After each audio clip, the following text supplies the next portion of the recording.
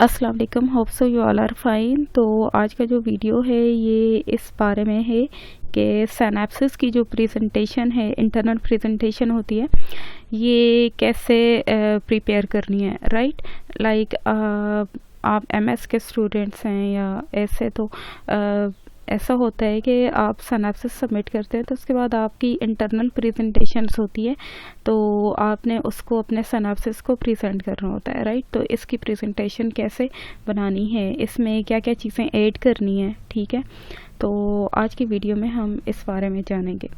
तो यहाँ पे मैंने जो है ये अपनी स्लाइड जो सिनैप्सिस की है वो मैं आपके साथ शेयर करूँगी। इसमें कुछ चीज़ें मैंने थीसिस की डाली हुई हैं, लेकिन ये है कि ये थोड़ी मेरा काम डिटेल में है, तो आप अपने according to nature of your own research work आप कुछ चीज़ें ऐड कर सकते हैं या कुछ चीज़ें स्किप भी कर सकते हैं। राइट, तो मेरी कोशिश होगी कि थोड़ा डिटेल में बताऊँ ताकि आपको प्रेजेंटेशन बनाने में आसानी हो। तो सबसे पहले आप अपनी प्रेजेंटेशन का स्टार्ट करते हैं एंड देन जो आपकी स्लाइड होगी इसमें सबसे पहले टॉप पर आपका अपना रिसर्च स्टडी का टॉपिक होगा। इसके बाद आपका अपना नाम, रजिस्ट्रेशन नंबर होगा एंड लेटर ऑन फिर आपने अपना सुपरवाइज़र का नाम देना है, और अगर आप यूनिवर्सिटी का नेम लोगो ऐड करना चाहते हैं देन इट्स ओके। तो इसके बाद जो स्लाइड आती है इसमें हम आउटलाइन देते हैं, या कुछ लोग इधर एजेंडा का वर्ड यूज़ करते हैं। ठीक है, आप आउटलाइन कह लें, एजेंडा कह लें। इस स्लाइड में ये होगा कि क्या क्या चीज़ें इस प्रेजेंटेशन में डिस्कस होंगी।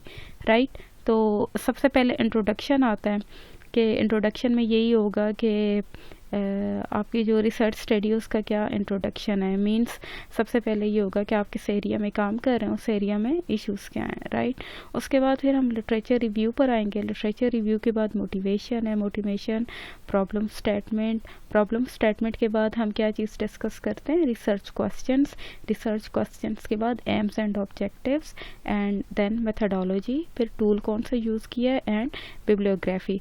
अब हम ज़रा डिटेल में देखेंगे कि किस सेक्शन में हमने क्या क्या चीज़ें डालनी है। ठीक है, अब ये इंट्रोडक्शन है, तो स्टार्ट आप कहाँ से लेंगे कि किस फील्ड या किस एरिया में आप काम कर रहे हैं। लाइक मेरा काम डिले टॉलरेंट नेटवर्क्स पे था, तो मैंने इसमें क्या किया है कि पहले मैंने बताया कि DTNs किस चीज़ की एब्रीविएशन है, इसके करैक्टरिस्टिक्स क्या हैं और इसकी एप्लीकेशन क्या है। तो आपने ये 3 चीज़ें माइंड में रख लेनी है कि आपने क्या करना है कि थोड़ा सा शॉर्ट ब्रीफ आपने बताना है कि एरिया क्या है, ठीक है, और उसकी एप्लीकेशन क्या है एंड मैंने इसमें जो DTN का स्ट्रक्चर है या ये कैसे काम करता है, ये किस पैराडाइम को फॉलो करता है, तो मैंने एक इमेज या एक फिगर भी साथ डाल दी है। राइट, अच्छा, एक और चीज़ है कि आपने अपनी प्रेजेंटेशन में बहुत ज़्यादा टेक्स्ट ऐड नहीं करना। ठीक है, और आपका काम जो है वो अगर ज़्यादा जो आप प्रेजेंटेशन में टेक्स्ट ऐड कर रहे हैं वो बुलेट्स की सूरत में हो या नंबरिंग, मतलब ज़्यादा प्रीफर किया जाता है कि बुलेट्स की सूरत में हो, शॉर्ट हो, कंसाइज हो, दैट्स ग्रेट। ठीक है, और इसके अलावा बहुत ज़्यादा टेक्स्ट ऐड करने से बेहतर है कि आप कोई इमेज या फिगर डालें और उसको एक्सप्लेन कर दें।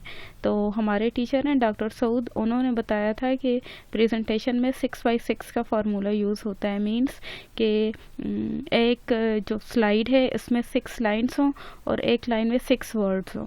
ठीक है, तो लेकिन ये कि आपने अपना काम देखना है, जो आपका नेचर है, नेचर ऑफ आपका रिसर्च वर्क है, आपका काम क्या है, उसके मुताबिक आप देखें कि किस चीज़ को कितना डिस्क्राइब करने की ज़रूरत है। राइट, लेकिन अगेन कह रही हूँ कि बहुत ज़्यादा टेक्स्ट ऐड नहीं करना, पैराग्राफ्स ऐड नहीं करने, शॉर्ट रखें, कंसाइज रखें और कोशिश करें कि बुलेट्स की फॉर्म में हो तो ज़्यादा बेहतर है। और साथ अगर कोई चीज़ डिटेल में जा रही है तो आप उसकी फिगर ऐड कर दें, डायग्राम ऐड कर दें। राइट, अच्छा, इंट्रोडक्शन में पहले हमने बताया कि एरिया क्या है, उसका स्ट्रक्चर या पैराडाइम उसमें कौन सा यूज़ हो रहा है, यानी वो चीज़ उसमें क्या क्या चीज़ें हैं। उसके बाद हमने उसकी एप्लीकेशन डिस्कस की।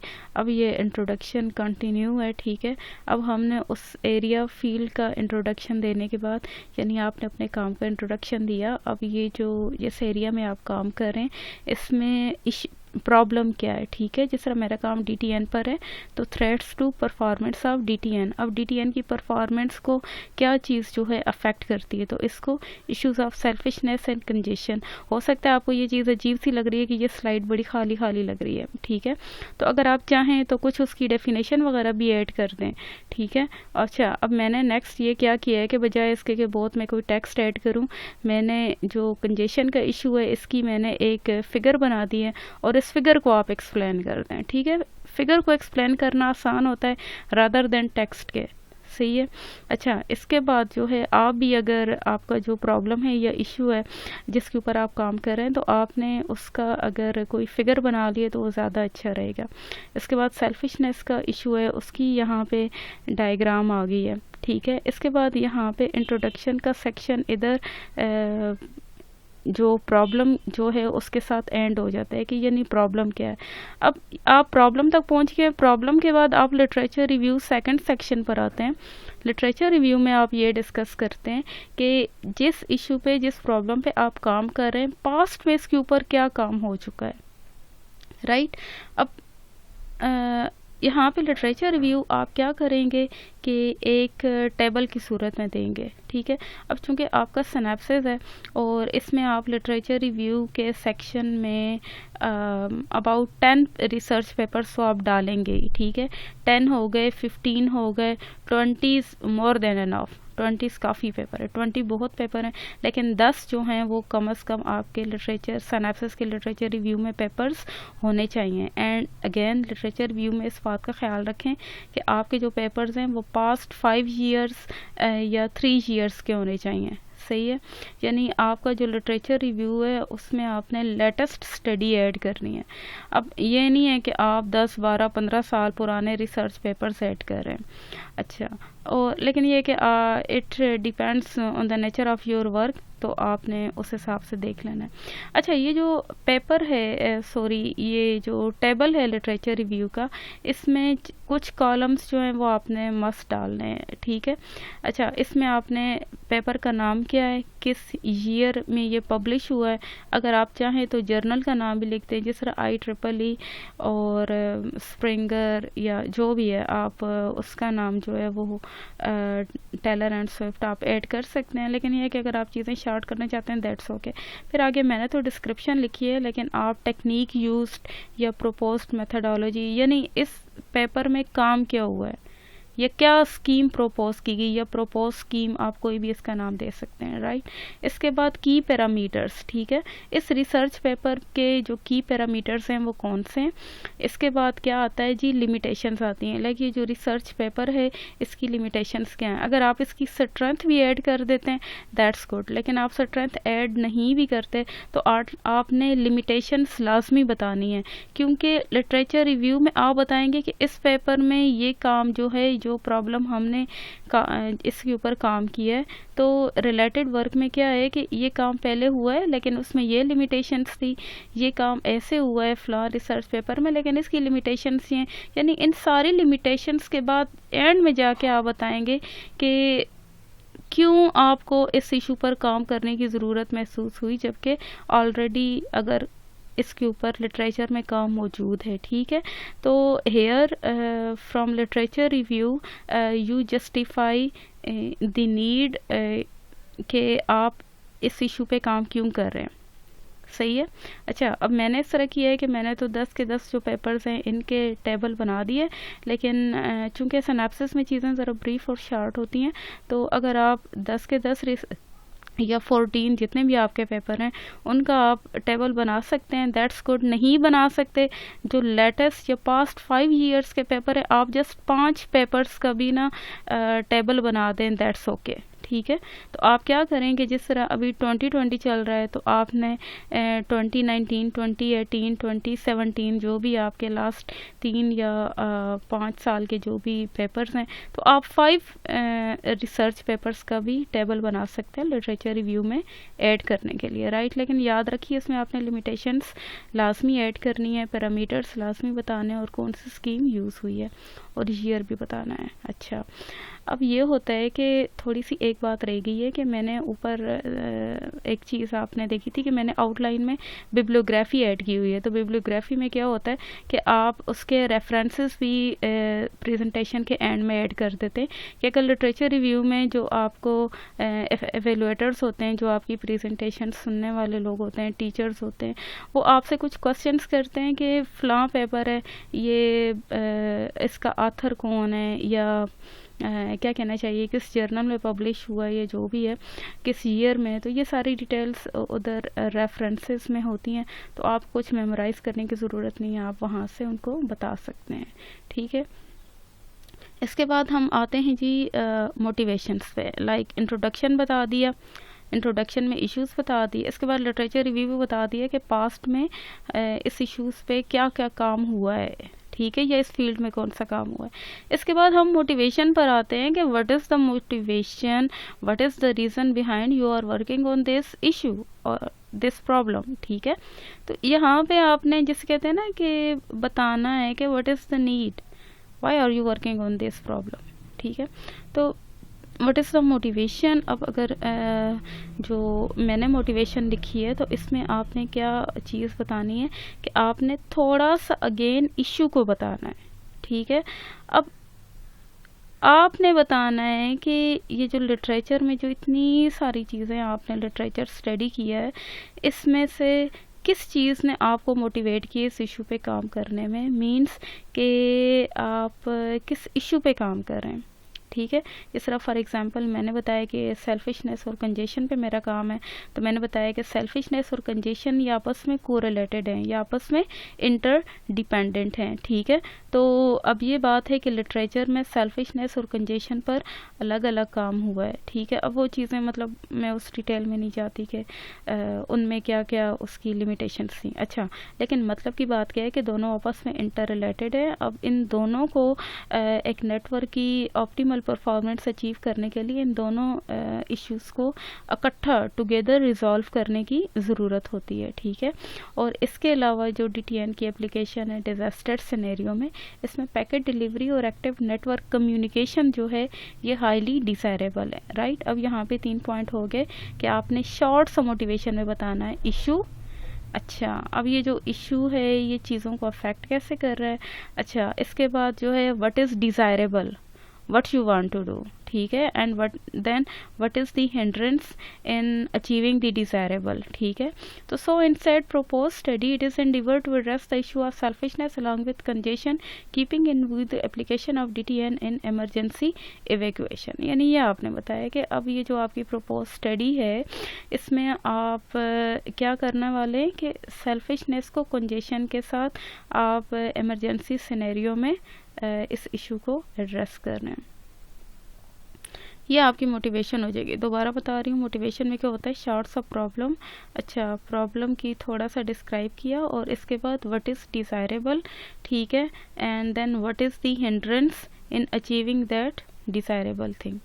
ठीक है, अच्छा उसके बाद चलें जी, ये भी हो गया। इसके बाद मोटिवेशन के बाद हम आते हैं जी प्रॉब्लम स्टेटमेंट पर। तो प्रॉब्लम स्टेटमेंट पे एक ऑलरेडी वीडियो बनाया था, अभी मैं ज़्यादा डिटेल में नहीं जाऊँगी कि प्रॉब्लम स्टेटमेंट क्या होती है। प्रॉब्लम स्टेटमेंट जैसा कि नाम से ज़ाहिर है आपने प्रॉब्लम को स्टेट करना है। तो अगेन यहाँ पे शॉर्ट में 1-2 लाइन्स में आप एरिया बताएंगे, एरिया के बाद जिसमें आप काम कर रहे हैं, एरिया के बाद बताएंगे उस एरियाज़ में इशू क्या है। ठीक है, आप इशू बताएंगे राइट कि प्रॉब्लम क्या है।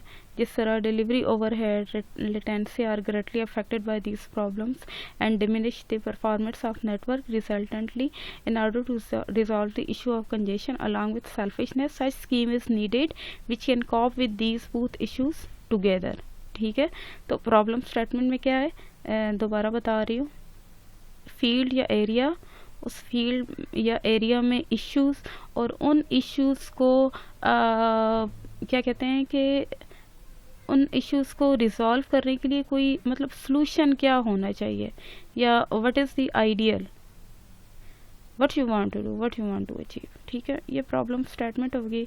अच्छा, इसके बाद क्या आता है जी, प्रॉब्लम स्टेटमेंट के बाद आपके रिसर्च क्वेश्चंस आ जाते हैं। रिसर्च क्वेश्चन वो होते हैं जिनका आंसर आप अपनी रिसर्च स्टडी में करते हैं। तो रिसर्च क्वेश्चंस आपकी रिसर्च स्टडी को focused and to the point और लिमिटेड रखने में ना आपकी हेल्प करते हैं, यानी आपका काम ज़्यादा फैलता नहीं है।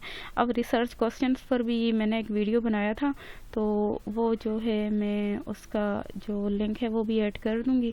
आप अगर ज़्यादा डिटेल में देखना चाहते हैं कैसे रिसर्च क्वेश्चंस बनते हैं तो वो आप वीडियो देख लीजिएगा। अच्छा, उसके बाद आता है रिसर्च क्वेश्चंस के बाद एम्स एंड ऑब्जेक्टिव्स। अच्छा, आप एम्स ना भी डालें तो भी इट्स ओके, आप सिर्फ ऑब्जेक्टिव्स डाल दें। ऑब्जेक्टिव डालना ज़रूरी है, लेकिन एम्स भी जो हैं, एम्स ये जनरल होते हैं और क्या कहना चाहिए ना, इनका स्कोप जो होता है ये ब्रॉडर या वास्ट होता है, और ऑब्जेक्टिव्स जो होते हैं ये टू द पॉइंट होते हैं और इनका स्कोप लिमिटेड होता है, राइट।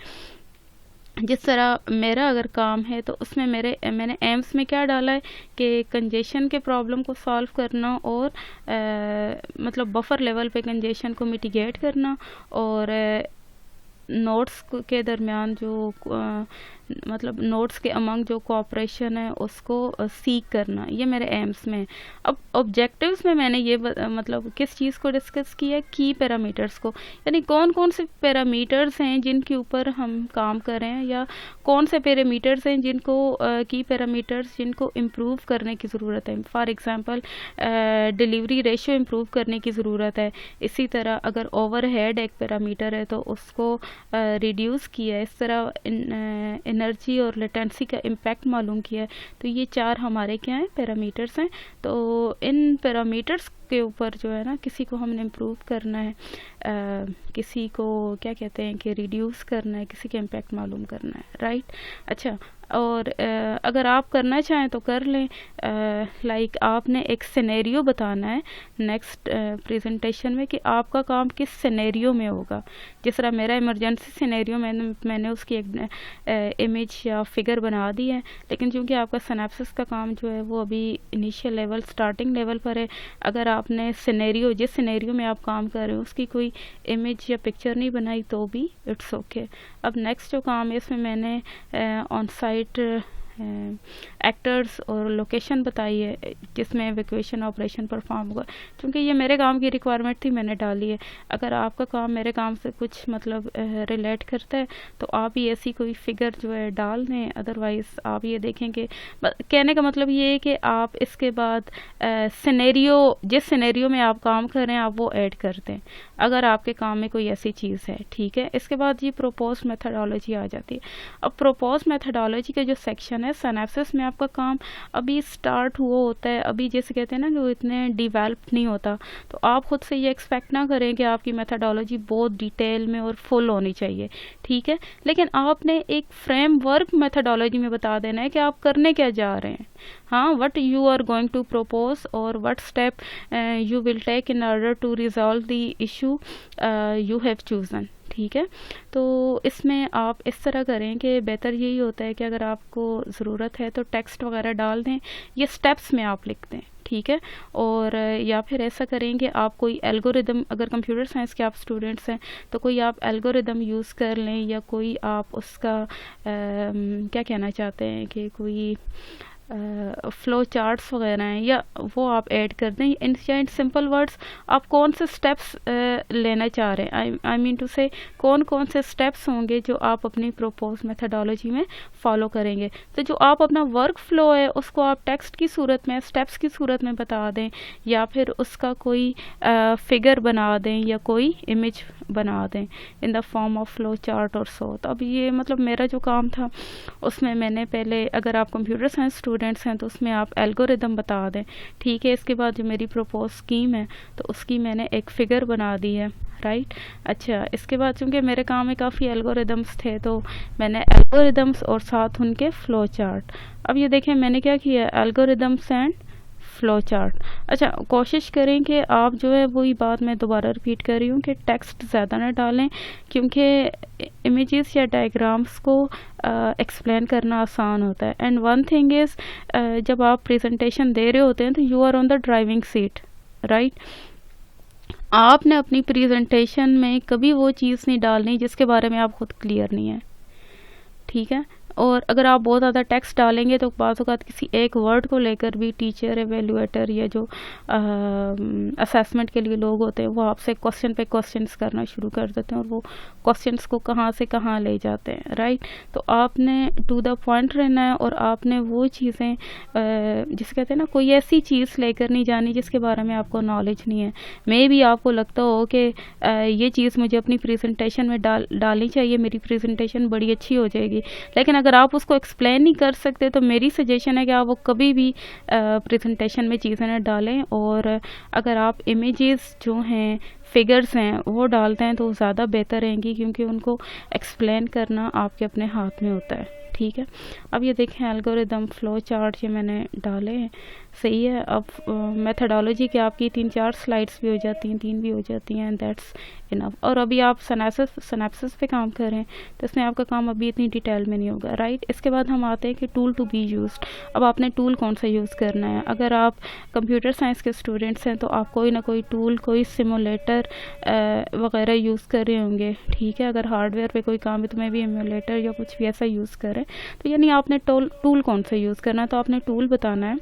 अब ये भी है कि जिस तरह अगर मास्टर्स लेवल पर या क्या कहते हैं कि बीएस लेवल पे ये होता है कि आप टूल में ये भी चीज़ हो सकती है कि आप कौन सी लैंग्वेज यूज़ कर रहे हैं, कौन सा सॉफ्टवेयर यूज़ कर रहे हैं। मिसाल के तौर पर विजुअल स्टूडियो हो गया, C# लैंग्वेज हो गई। आप MS के स्टूडेंट हैं तो आप कौन सा सिमुलेटर यूज़ कर रहे हैं, ठीक है, वो बता दें। इसके बाद अगर आपने डेटा सेट जो है वो डिसाइड कर लिया है, ठीक है, तो आपने वो बताना है। इस तरह अगर आप कंप्यूटर साइंस के अलावा किसी और फील्ड से बिलोंग करते हैं तो आपके टूल में फॉर एग्जांपल सर्वे जो है, सर्वे मेथड के ज़रिए आप अपनी रिसर्च स्टडी कंडक्ट कर रहे हैं या उसके रिज़ल्ट्स को आप डिराइव कर रहे हैं, तो आप सर्वे को टूल के तौर पर ले सकते हैं। या आप स्टैटिस्टिकल कोई मेथड है या जिस तरह कोई मैथमेटिकल मॉडल है, ठीक है, उसके ज़रिए, मतलब आप किस चीज़ के ज़रिए जो है अपना काम कंडक्ट कर रहे हैं या एवेलुएट कर रहे हैं, ठीक है। तो आपने टूल बताना है। डेटा सेट अगर आपने डिसाइड कर लिया है तो वो बता दें। अगर आपने डेटा सेट अभी डिसाइड नहीं किया देन इट्स ओके, क्योंकि आप अपने आप को मार्जिन दें, अभी आप सिनेप्सिस के लेवल पर हैं, हर चीज़ इतनी डिटेल में नहीं होगी, राइट। इसके अलावा अगर आप परफॉर्मेंस पैरामीटर सिनेप्सिस के लेवल पे ऐड कर देते हैं दैट्स सो गुड। और इसमें आपने ये भी बताना है कि ये जो परफॉर्मेंस पैरामीटर्स हैं इनके लिए कोई फार्मूला यूज़ किया है तो वो भी आपने बताना है, ठीक है। मे भी आपके काम में कहीं पे false negative, false positive use हो रहा है, तो फॉल्स नेगेटिव या फॉल्स पॉजिटिव को आपने कैसे कैलकुलेट करना है वो बताना है, राइट। अब मेरे काम में डिलीवरी रेशो था तो मैंने उसका फार्मूला बता दिया। अगर आप अपने सिनेप्सिस में ऐड कर देते हैं वेल एंड गुड, ठीक है, और आपका एक अच्छा जो है इम्पैक्ट बन जाएगा, राइट। लेकिन याद रखिए कि थीसिस की प्रेजेंटेशन में ये चीज़ें मस्ट हैं, राइट। और एट द एंड जिस तरह मैंने कहा था कि बिब्लियोग्राफी, तो एक टेबल की सूरत में आपने बिब्लियोग्राफी बता देनी है। जिस तरह आप कोई भी वो रेफरेंस सॉफ्टवेयर या कोई ऐसी चीज़ यूज़ करते हैं ना, जिस तरह मेंडले हो गया या एंड नोट्स के ज़रिए आप रेफरेंसेस ऐड कर देते हैं, तो आपने वही रेफरेंसेस यहाँ पे नंबरिंग दे के कॉपी पेस्ट कर देना है। तो ये आपकी प्रेजेंटेशन में हेल्प करेंगे। And other thing is very important, आपने स्लाइड नंबर्स लाजमी देना है, ठीक है। इट इज़ हाईली रिकमेंडेड कि आप स्लाइड नंबर दें, तो जो आपकी प्रेजेंटेशन को या आपके काम को असेस करने वाले लोग होंगे उनको आसानी होगी कि जब वो आपको कहते हैं प्रेजेंटेशन के बाद क्वेश्चन के लिए आप फ़लाँ स्लाइड पे जाओ, फ़लाँ स्लाइड पे जाओ, तो ये चीज़ उनके लिए ज़रा आसानी हो जाती है जब वो आपको कहते हैं बैक एंड फोर्थ इस स्लाइड पे जाएँ, स्लाइड पे जाएँ। सो स्लाइड नंबर लाजमी देना है। थैंक यू सो मच और होप सो इट हेल्प्स। और अगर आपको, मैंने तो कोशिश की है कि मैं डिटेल में आपको हर चीज़ बताऊं, लेकिन फिर भी अगर आपकी कोई क्यूरी है, कोई क्वेश्चन है, कोई कन्फ्यूजन है, तो feel free to ask in comments, या आप मुझे टेक्स्ट भी मैसेज भी कर सकते हैं। तो जितना मेरा नॉलेज है तो मैं अपने नॉलेज के मुताबिक आपकी हेल्प करने की और आपके प्रॉब्लम को सॉल्व करने की पूरी कोशिश करूँगी इंशाल्लाह। Thank you so much. Allah हाफिज़।